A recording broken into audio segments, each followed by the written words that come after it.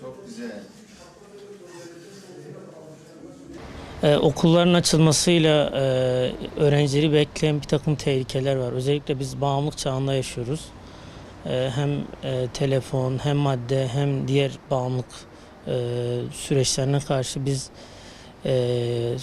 burada çocukları yani nasıl koruyabiliriz? Hem öğretmenler olarak hem veliler olarak bizim bu süreçte özellikle diğer etkileşim grupları artacağı için haliyle diğer gruplar bu süreçte özellikle tekrar özendirme ya da bağımlılıkla ilgili kişileri, risk gruplarını kendi işlerine dahil etme, yani diğer kullanmayan kişiler bu konuda tehlike altında. Bunun için bizim veliler olarak bu süreçte hem öğretmenler hem diğer aile üyeleri bu süreçte aslında çocukları korumamız açısından onlarla en azından günün bir saati ya da yarım saati aslında onlarla bugün okulla ilgili, süreçle ilgili konuşmamız çok kıymetli olur.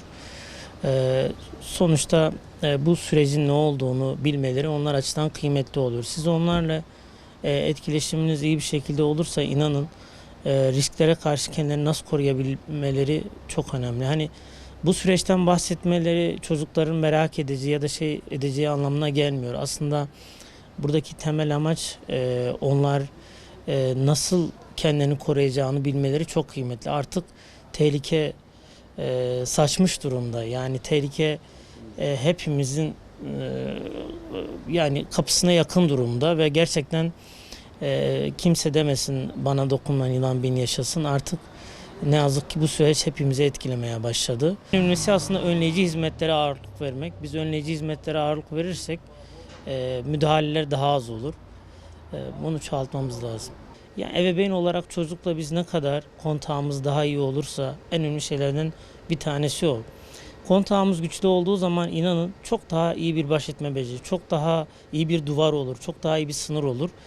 Eğer kontağımız bu konuda kötü olursa inanın tehlikeli durumlar herkesin kapında, okulda, bizim kapıda, mahallede. Bunun için hani ebeveynler olarak ve aynı zamanda hocalar, öğretmenler olarak çocukla o ilişkimizin iyi olması çok iyi bir önleyici, iyi bir destek olmaya başlıyor ve bu da iyi bir korunma yöntemi olmaya başlıyor bu durumla ilgili. Burada çocukların arkadaş seçiminde çok dikkatli olmaları gerekiyor. Yani tehlike arz edecek bir durum olduğunu fark ettikleri zaman belli bir etkileşim devam ederse siz de onun gibi olmaya başlarsınız.